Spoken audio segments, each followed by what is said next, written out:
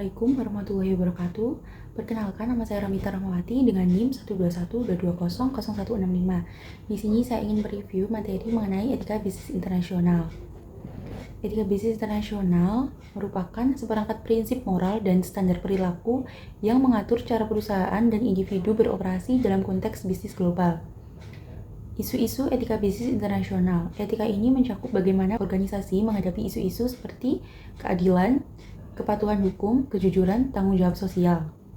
Tantangan etika dalam bisnis global. Etika bisnis internasional menjadi penting dikarenakan perbedaan budaya, privasi dan keamanan data, eksploitasi tenaga kerja, dan dampak lingkungan. Nilai moral relatif. Nilai moral bersifat relatif, berarti standar moral atau etika yang dianggap benar atau salah dapat bervariasi tergantung pada konteks budaya, agama, tradisi, atau pandangan individu dalam suatu masyarakat. Relativitas moral menunjukkan bahwa tidak ada aturan moral universal yang diterima secara mutlak oleh semua orang di setiap tempat dan waktu. 3 jawaban terkait relativitas moral. Yang pertama, beradaptasi dengan etika negara lain, kemudian menjunjung tinggi etika negara lain, dan bisnis di negara lain tidak memperhatikan norma. Perusahaan multinasional. Perusahaan multinasional atau multinational corporation atau MNC adalah perusahaan yang beroperasi di lebih dari satu negara dengan kegiatan bisnis seperti produksi, pemasaran, distribusi, atau layanan yang tersebar di berbagai wilayah dunia. MNC biasanya memiliki kantor pusat di negara asalnya, tetapi memiliki cabang, pabrik, atau anak perusahaan di negara lain. Ciri perusahaan multinasional. Yang pertama, operasi global. Memiliki fasilitas produksi, kantor, atau operasional di berbagai negara. Produk atau jasa yang mendunia. MNC menawarkan produk atau jasa yang dikenal secara global, meskipun sering disesuaikan dengan kebutuhan lokal. Kemudian, diversifikasi resiko. Dengan beroperasi di berbagai negara, MNC dapat mengurangi dampak resiko ekonomi, politik, atau sosial yang terjadi di suatu negara.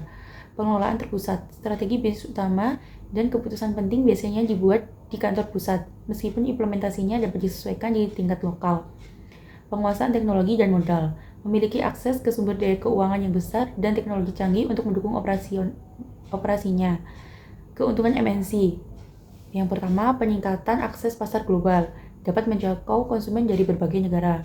Manfaat dari ekonomi skala mengurangi biaya produksi dengan menggunakan fasilitas di negara dengan biaya tenaga kerja rendah.